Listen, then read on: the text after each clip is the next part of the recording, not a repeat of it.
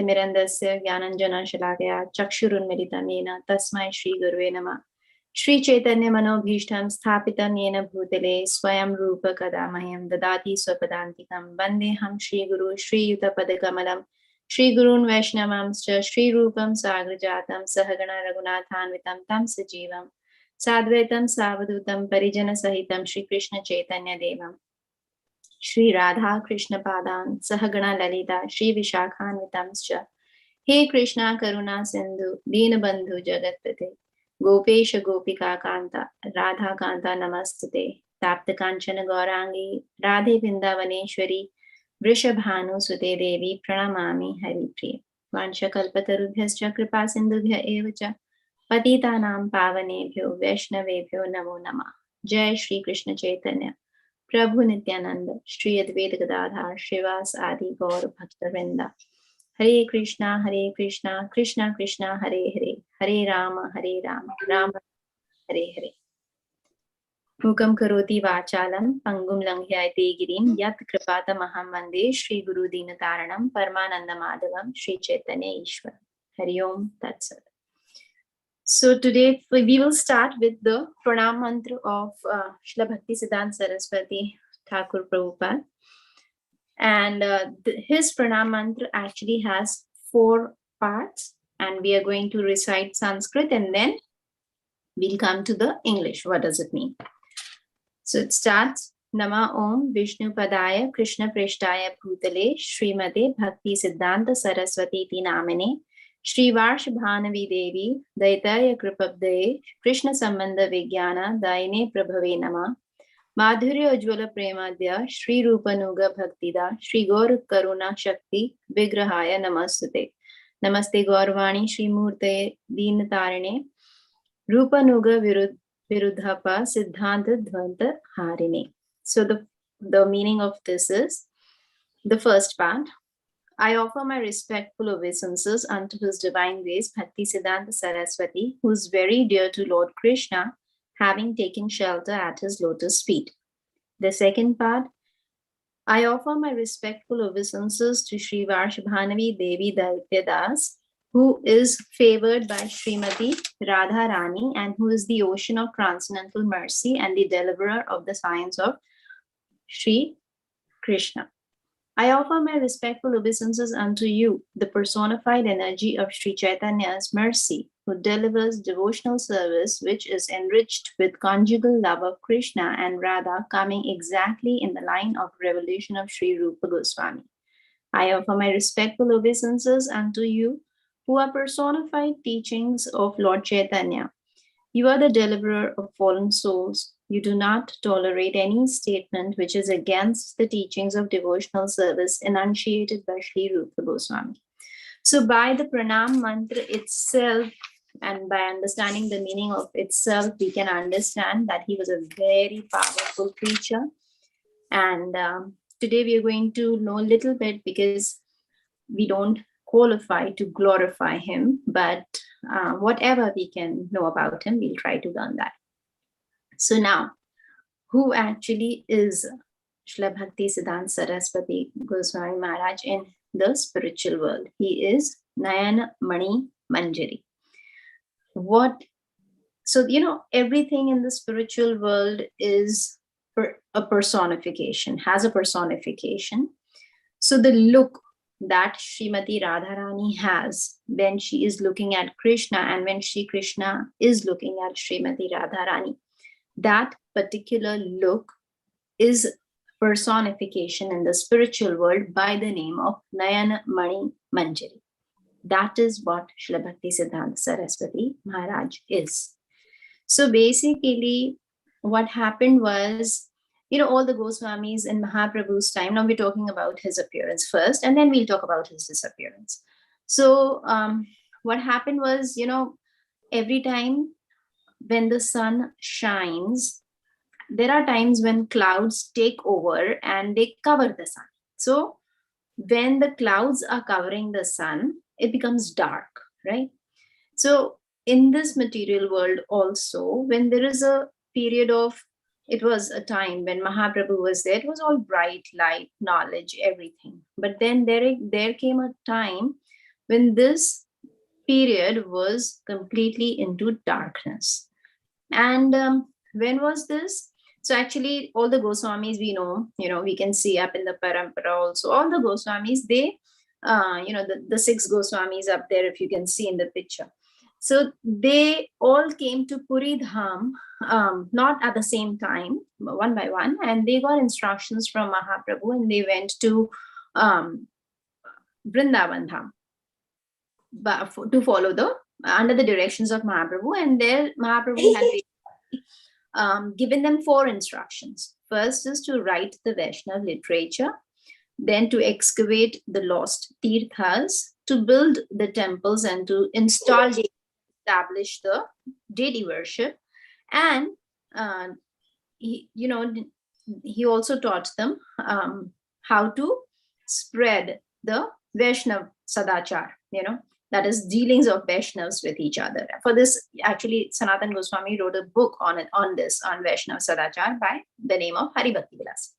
So now what happened was, so there came a time after them when all these Goswamis and followed by a few other acharyas, when they left, it was a dark period. It was actually these authorities, how did they help Mahaprabhu? As Mahaprabhu gave them the instructions to write the scripture. So whatever we speak today from the Shastras is coming from what they wrote for us and simplified, followed by Srila Prabhupada. He simplified everything for us. But he also, used to refer all the tikas of our acharyas, of the Goswamis. So, so their contribution was a lot, because they wrote. They didn't go to places to preach the way Srila Prabhupada.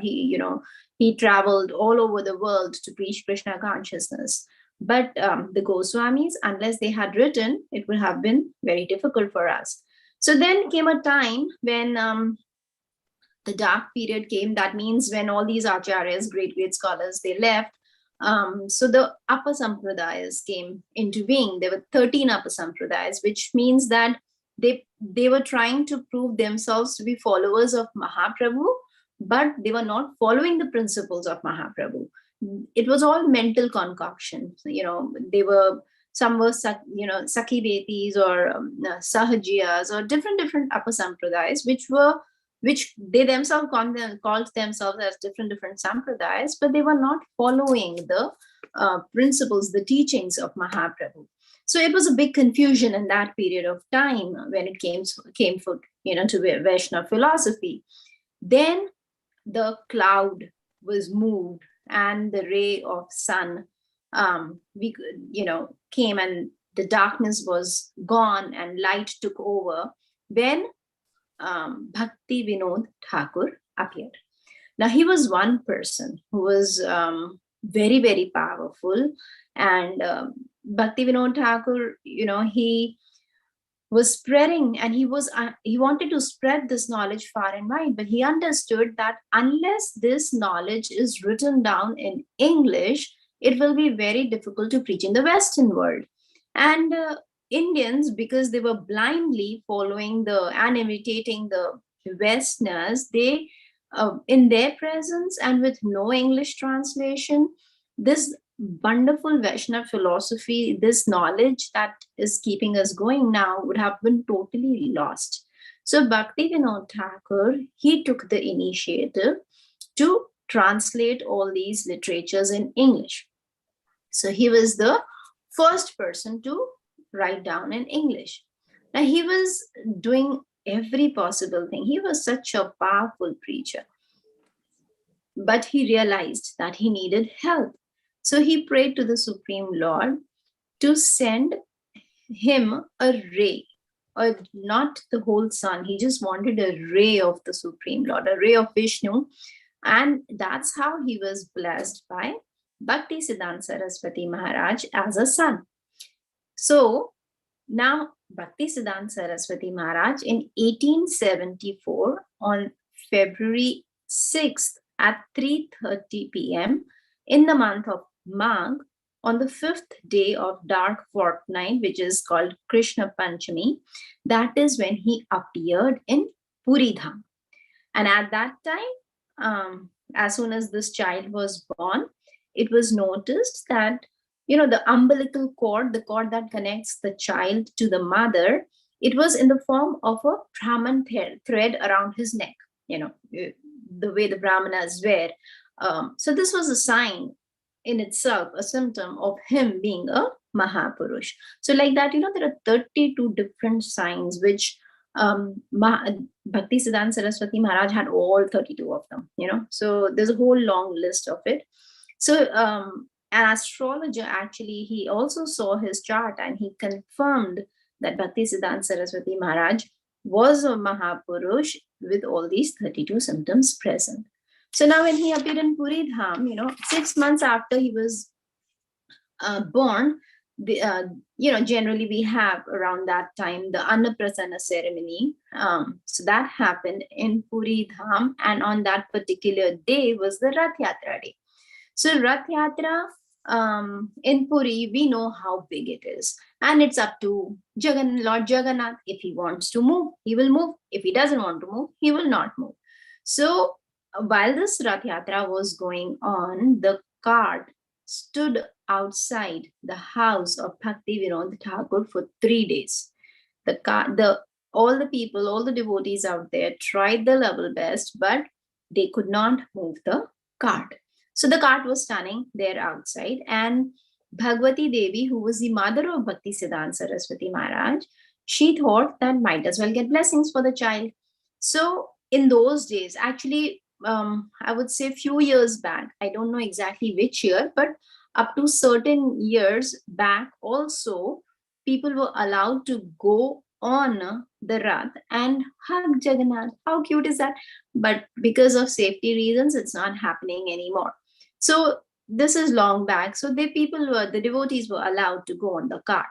So Bhagwati Devi, she took her child, Bhakti Siddhanta Saraswati Maharaj, at that time Bimala Prasad, and he was placed at the lotus feet of Lord Jagannath for the blessings. And you know what happened?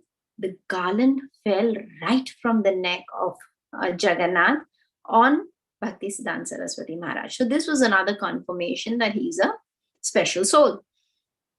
That very particular day, his Annaprasana was also done with the Mahaprasad of Lord Jagannath. Now, during the Annaprasana ceremony, generally, we place different items, and we let the child pick any of those items which shows his further inclination. So, you place some money, coin, gold, whatever, in any form of Lakshmi there. And then you put Saraswati in the form of Srimad Bhagavatam, Bhagavad Gita. Then you put toys. Then you put food grains, just so that you can see how the child is going to be in the future. You let the child crawl towards it, and the child, by his pravriti, his nature, his inclination, is going to touch any of those things. So this is a part of the Annaprasana ceremony. So this was being done, and obviously Bhakti Siddhanta Saraswati Maharaj, he went and he grabbed Srimad Bhagavatam. He was not interested in anything else. So that was another sign, another symptom of him being a Mahapurush who would be spreading this knowledge of Srimad Bhagavatam in future. So then at that time, his name was Bimala Prasad. So Bimala Prasad, he stayed in Puri Dham only for 10 months, not long. And after that, the entire family moved to Bengal. Now, he always, from his childhood, he was listening to Hari Katha from his mother, Bhagwati Devi. So when he was 7 years old, he was actually given Narsimha Mantra and Harinam Maha Mantra by Bhakti Vinod Thakur. So this is Srila Prabhupada's mercy that he has made Harinam initiation and Brahman initiation two different things, so that people get the mercy as much as they, even if they don't deserve. It's only his mercy that he is initiating. He started this Harinam initiation, but earlier the initiation used to be only Brahman initiation. So Bhakti Vinod Thakur, being the father, gave him the Harinam. That means he gave him the right and the authority and the proper way or manner in which Mahamantra is to be chanted. So he was doing that from the very childhood. But actual initiation in those days used to be the Brahman initiation, which he later got from Gaur Kishore Das Babaji. There are very, we know Ashla Prabhupada has designed this whole thing that first we take the Harinam initiation and then we take the Brahman initiation. Imagine if there were no Harinam initiation, how many less number of people would have got the mercy so far. So we can never ever be grateful to Srila Prabhupada. Srila Prabhupada ki jai. So anyway, so then he was given this Narsimha mantra and Harinam Maha mantra by Bhakti Vinod Thakur. Then he later got his Diksha mantra by Gaur Kishore Das Babaji Maharaj. Now, when he was 7 years old, Bhakti Vinod Thakur he even taught him how to do the Vishnu Vigra Archana, that is, how to do deity worship. He showed him. And at that age itself, he was very good at it. He was, Nitya Siddha Bhagavad Prasad, an eternally liberated associate of Krishna. And he was not a fan of this mortal world. But anyway, so then, one time what happened, Mahaprabhu had asked Ramanand Rai a question that which Vidya, which knowledge is best among all Vidyas. So he replied that Krishna Bhakti is the only Vidya. And that Vidya was acquired by Bimala Prasad. And Bimala Prasad was always hearing with rapt attention the Hari Katha from Bhakti Vinod Thakur during his childhood. So, while he was a student in the school at that time also, he was not a very attentive child in the class. You know why? Because that knowledge which was being imparted in the school, he already knew. He was such a genius. But then he was, obviously he was going to school and everything, but he was not very attentive. The teachers at times would get angry at him. And then as a punishment, they would ask him a question regarding the subject matter that was being taught.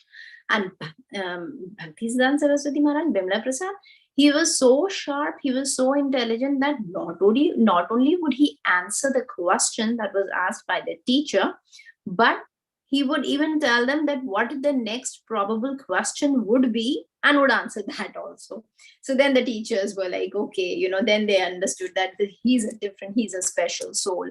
And then they never used to feel bad about it or, punish him or anything like that. They understood that he was very proficient. And actually he was very, very good in mathematics, astrology, philosophy, you name the subject, and he was good in all that.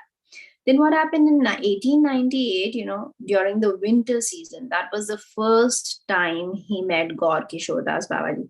Actually, as far as education is concerned, so what happens is once you do schooling, you do college, and then you get a job. And normally, it's a trend that your parents end up finding a suitable match for you and end up getting married.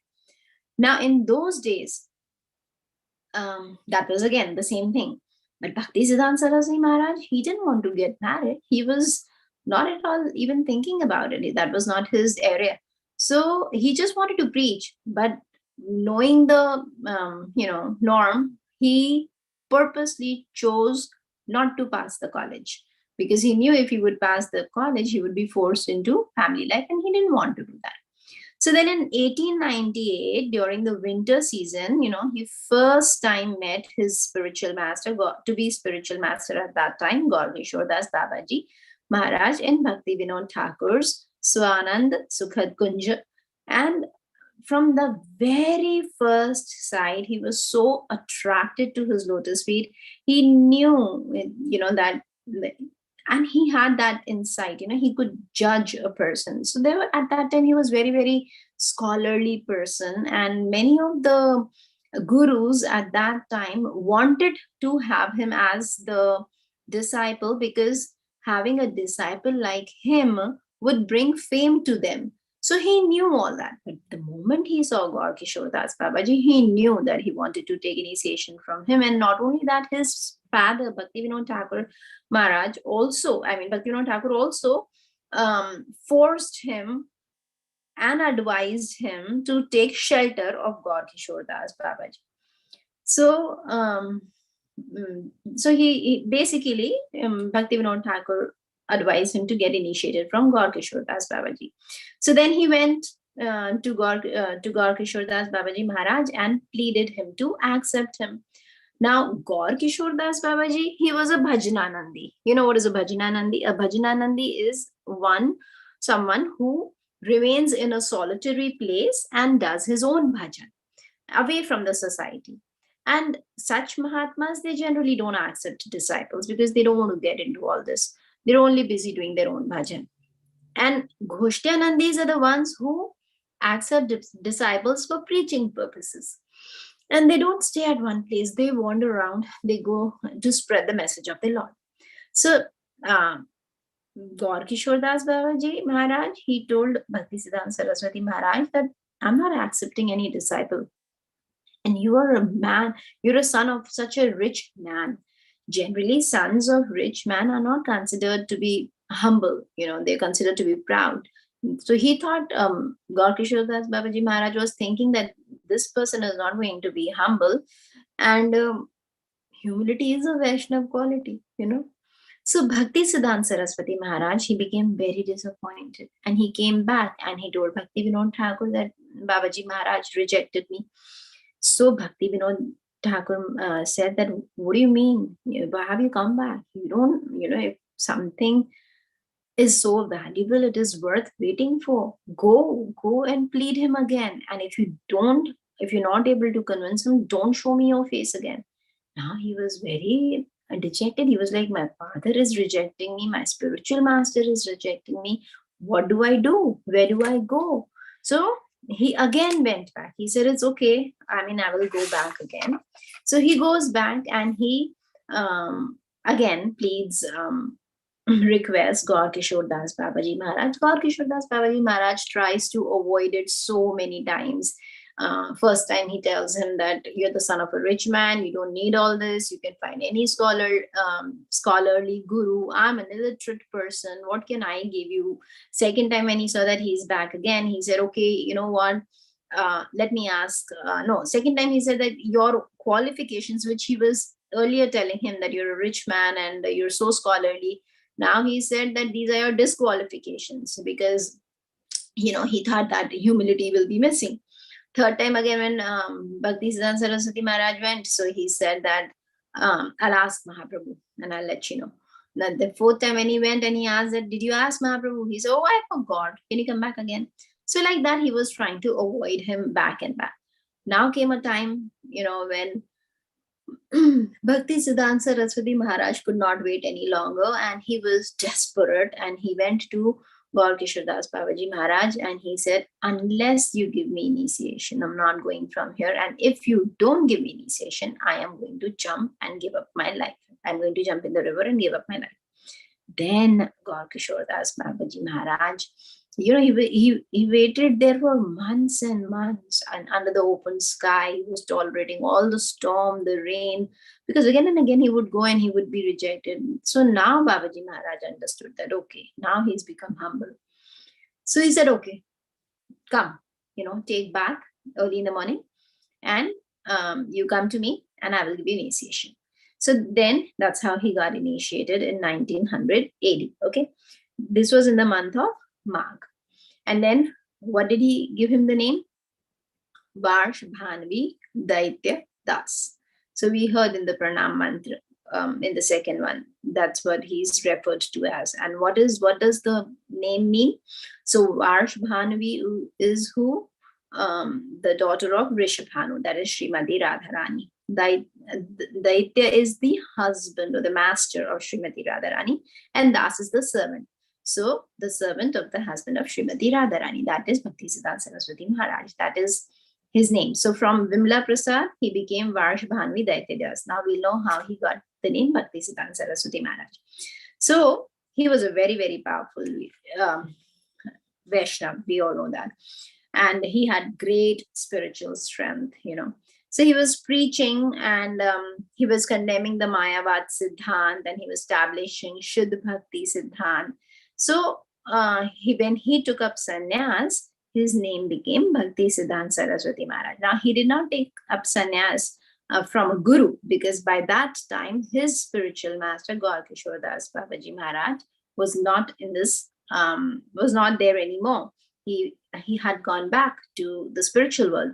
So now how would he take sannyas? He didn't want to accept any other guru. So he went into the Samadhi Mandir of his guru, and there in front of the picture over the Samadhi of Gaur Kishore Das Babaji, he himself prepared his danda, and there he took up the sannyas in front of the picture of Gaur Kishore Das Babaji in the Samadhi Mandir. So we cannot imitate that. Huh? None of us can do that, because he was a very powerful Vaishnava. Now his name became Bhakti Siddanth Saraswati Goswami Maharaj. So he took up sannyas in 1980.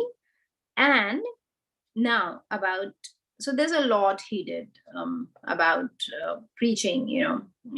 We had discussed that earlier in Gaur Kishore Das Babaji's pastimes, when we were doing a little bit of that. Now, because today is the disappearance day, we'll talk about how he disappeared. So he disappeared on January 1st, 1937 at 5:30 a.m. Early in the morning. He entered into Nitya Leela at Calcutta, Bagh Bazaar, Gaudiya Math. Okay. Now, the point to note is he did not choose Vrindavan to disappear. Why? Because wherever there is a devotee of the Lord and chanting of the holy name, as Srila Prabhupada mentioned, it is the place, that place itself is Vrindavan. So his transcendental body was actually taken to Mayapur at the birthplace of Mahaprabhu and Yogapeeth, and that's where his Samadhi Mandir was made. Now, there are many instructions that he gave before leaving. We're going to discuss few of them, but most importantly, it was, just 1 week before his disappearance, he called all his disciples and he said that I have given anxieties to so many people all my life. Whereas Mahaprabhu's instructions are not to put people or any living being into anxiety, even through your speech. So he said, but the spiritual master has the right to give anxiety for what purpose? Doing Hari Bhajan. So he said, I'm forced to say the unpalatable truth. Also, even if it hurts. Why? Because many, and he had so many enemies because of that reason.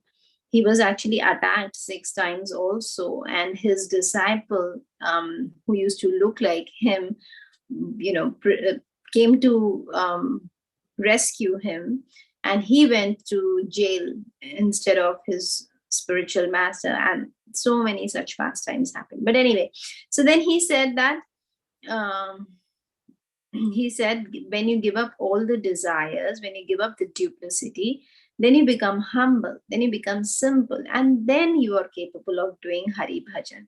So he said, a day will come when all these people will realize that why was I so aggressive and why did I give them anxiety? So he said, but my only request is please unite together after I leave, cooperate, and don't give up this enthusiasm and preach the Vani of Rupa Raghunatha. Now he said that if, so we can actually, there are 8 principles. I'll give you the 8 principle instructions that he gave, and we'll talk more about that. So he said that everything is dependent on the will of Krishna. We just need to surrender to Krishna. Okay. So Bhakti Siddanth Saraswati Thakur, he accepted Gaur Kishore Das Babaji as his guru. He praised him and worshipped him with all his heart, and he totally humbled his life before him. But this, we talking about the instructions that he gave. So he said, preach the teachings of Rupa Raghunath with all your energy and resources. By understanding it properly, it means whatever we have and whatever anybody else has used it in the service of Lord, we appreciate it. Srila Bhakti Siddanth Saraswati Prabhupada says that ultimate goal is to become a dust at the lotus feet of Rupa Goswami and Raghunath Das Goswami. Then he said that all should work conjointly under the spiritual master with the view of serving the absolute knowledge of the Supreme Personality of Godhead.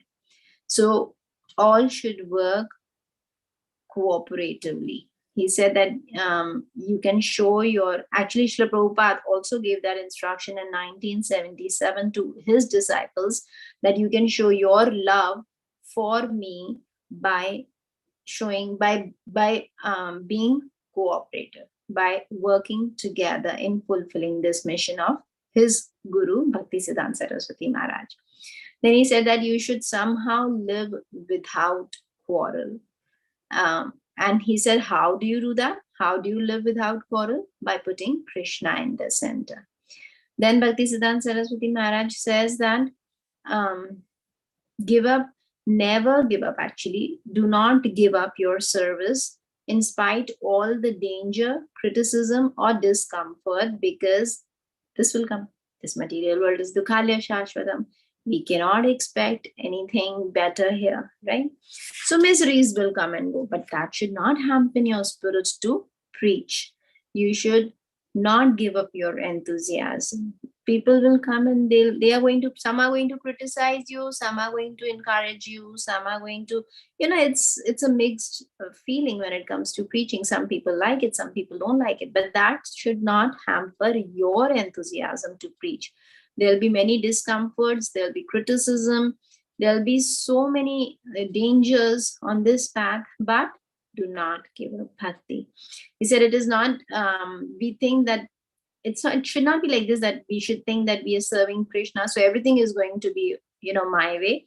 Everything is going to be fine. Everybody's going to love me. Everybody's going to praise me. But no, that is not how it works. He said that actually for great souls, obstacles are basically the path, obstacles which are on the path of devotion basically are the source of encouragement, because that's how they can think about Krishna more. We know the prayers of Queen Kunti. What did she ask for? She wanted misery, because she knew that's the only way she could think of Krishna the most. So great souls, they are basically put into difficult situations to show us how to be great. And for us, obstacles are opportunities, So if we just respond properly, then that will make us also nice devotees. Then he said that do not be disappointed because things are not going to go your way always, because it's not going to happen. We generally, devotees go out to give lectures everywhere, and there have been instances where they're not treated well, and there had been times when there would be just 2 or 3 people. So to that, Bhakti Siddhanta Saraswati Thakur would say that it is so wonderful that 2 or 3 people are there. You should spread this message of Lord Chaitanya for Krishna's satisfaction and make it available to the whole world. So don't worry about who's there and who's not there. If nobody is there, be prepared to give lecture to 4 walls also. Then Bhakti Siddhanta Saraswati Thakur says that always hear and chant the glories of the Supreme Personality of Godhead. Whatever may come and go in our life, we should never give up the habit of hearing and chanting. The whole process of devotional service starts with Shravanam Kirtanam. So we have to hear. It's very, very important. So that was one of his instructions, that don't give up the chanting of holy name, be it in success or failure, as that because that is what keeps us connected to Krishna in our lives. Then he said that Bhakti Siddhanta Saraswati Maharaj, these all instructions were given just before he was about to leave this planet. Not on that very day, but during that time, that 1 week time, these are the instructions he was giving to his disciples. And then he said that always how basically to chant the holy names. He said you should have the patience and forbearance of a tree and humbleness of a piece of straw. We know the third verse of Shishtashtakam, Tronadapi Sunichena Tarorapi Sahishnuna Mani Namandena Kirtanya Sadahari. So we should always be humble like a blade of grass, patient and tolerant and forgiving and forbearing, even in great obstacles like the tree. We should honor, appreciate, respect other people, and we should not demand respect for ourselves ever. So Srila Prabhupada also said that I'm actually, he said that you people are doing such a big favor to me to help spread this movement of my spiritual master. It was his desire. I will always be grateful to you. There's a whole tape where Srila Prabhupada is talking about this and his voice is choking. And if you hear that tape, you will understand where he's coming from. He was so very grateful to all his disciples who were helping him spread this mission of Bhakti Siddanth Saraswati Maharaj, because he never took any credit. For us, it's all Srila Prabhupada who did, but when you ask Srila Prabhupada would say it's the mercy of my Guru. So anyway, so these instructions were given by Bhakti Siddanth Saraswati Maharaj. And if we actually become just a speck of dust at the lotus feet of such Mahatmas, then, who are in the line of Rupa Nugadhara, then our life will be successful. And that should be our desire. We should not quarrel among ourselves. We should cooperate. And this is the same instruction which is given to us by Srila Prabhupada also. Actually, if you think about it, this is the instruction that is given to you from the very childhood, in your household itself. Your parents, they always tell you that all the siblings always live happily and with each other, cooperate, help each other. So it's just on a bigger, larger scale. In our family also, that those values are taught to us. And Srila Prabhupada considered this whole Krishna conscious movement as a big family. This is the whole family. ISKCON is a very big family that he gave to us. We can go wherever we want. And if we find a devotee, we feel at home. We feel we are okay. We feel so connected, So why? Because this is a big family. So like in our own personal individual families, our parents give us this instruction to live very cooperatively and giving respect to each other. The same instructions are given to us by Srila Prabhupada on a larger scale. So it is very, very important, because unless we cooperate with each other, unless we keep Krishna in the center, we cannot preach. We just cannot do Hari Bhajan. Preaching, yes, of course, we need to preach, but for our own personal sadhana also, it's going to be very difficult. We cannot do unless we are at peace. And if there is no cooperation, how will that be possible? So in spite of all these hundreds of dangers, so many blasphemy we face, so many obstructions we face, but Bhakti Siddanth Saraswati Maharaj said, do not give up your enthusiasm to preach and do Hari Bhajan. So he was 62 years old and 10 months. Then he basically entered his Nitya Leela. So he said before leaving that this process, this dhara is of Bhakti Vinod Thakur, and it should not be stopped. It should not be checked. That means the message of Mahaprabhu has to be spread out. That it should not stop at any cost. Our only aim is to get the lotus feet of Lord Krishna. The more we are away from the lotus feet of Lord Krishna, the more we are entrapped by these attractions and distractions of the material world, which is definitely not good for our bhakti. Because this material world is a place of existence for everyone. But our need is not to solve the problems of the material world. Our need is to transcend this duality of material world so that we can enter into the spiritual realm. So the only requirement is Prem Bhakti. How can we do that? How can we transcend these modes of material nature? How can we go back to Krishna? By Prema Bhakti. And to achieve that Prema Bhakti, we should exhaust ourselves completely, So he repeatedly he asked the same thing: cooperate amongst yourselves and do not give up the opportunity to serve the lotus feet of Krishna, Guru, and Gauranga. So this was the final instruction that he gave to his disciples. And following those instructions, if we can become literally just a speck of dust at the lotus feet of such Mahatma, then our life is successful. So there were just two very briefly, I'm going to describe the pastimes, very famous ones, but which tell us that what kind of a strong personality was Bhakti Siddanth Saraswati Maharaj. Once when he was just 7 or 8 years old, his father, Bhakti Vinod Thakur, he brought a whole bag of ripe mangoes. Those mangoes were not yet offered.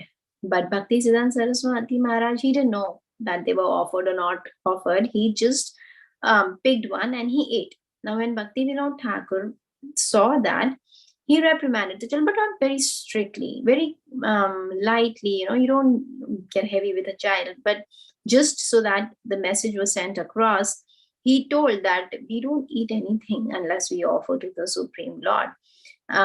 This is an offense. It's a sin. We don't do that.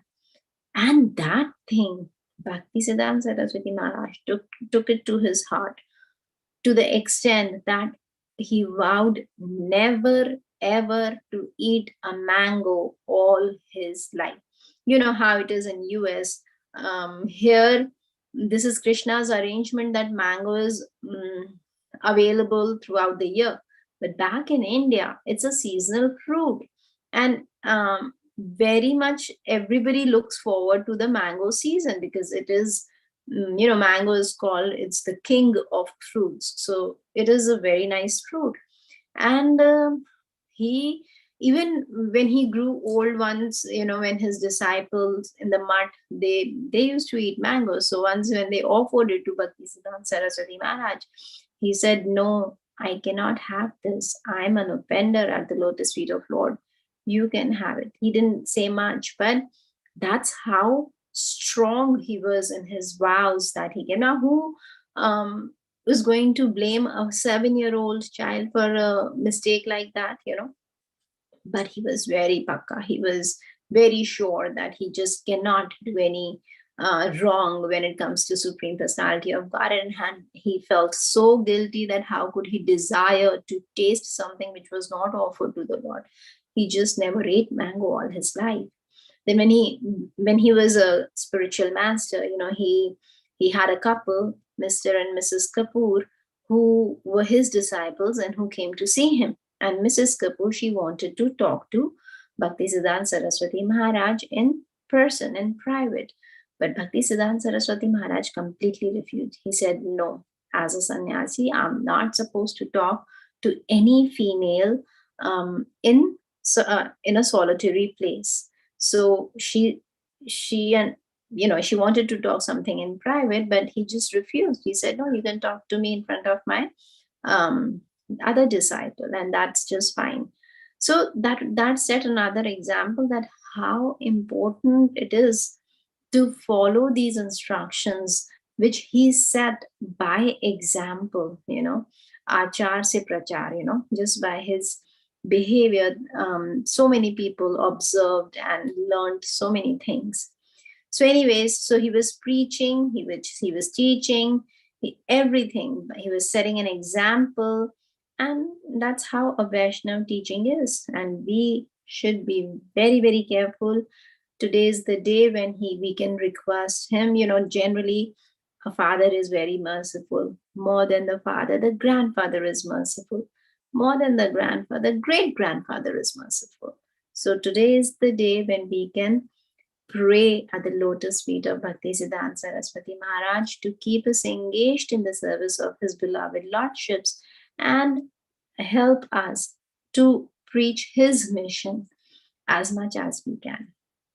So on this note, I'm going to stop, and if anybody has any questions, then we can take from here. Shri Bhakti Siddanth Saraswati Maharaj ki jai. Shri Prabhupada ki jai. Gurudev ki jai. Nyanmanjari ki jai. Gurudev ki jai. Shri Prabhupada ki jai. Anybody has any questions?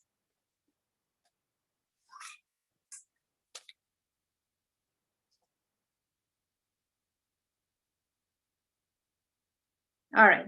So I think we'll end. Okay, Manhar has. Manhar, yes, go ahead. What mantra do we get in the Brahman initiation? Gayatri mantra. Oh. Mhm.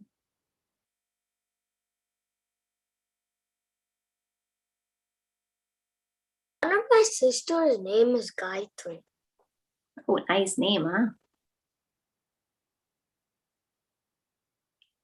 All right. So I think we'll end here and then we will resume next week. Next week is Akadashi. Ekadashi, right? On Wednesday. Yeah, and then is disappearance of a Prabhuji. Oh, awesome. Pandit, a Pandit. Uh-huh. Okay. So we'll go with that. All right. Thank you so much. Ansha kalpatarubhyascha kripa sindhubhyaya vicha patitanam pavanebhyo vaishnavebhyo namo namah. Shri Prabhupada ki jai. Merry Christmas. Merry Christmas to you too. Thank Merry you. Christmas. Merry Christmas, everybody. Hare Krishna. Hare Krishna. Hare Krishna. I just do Christmas present.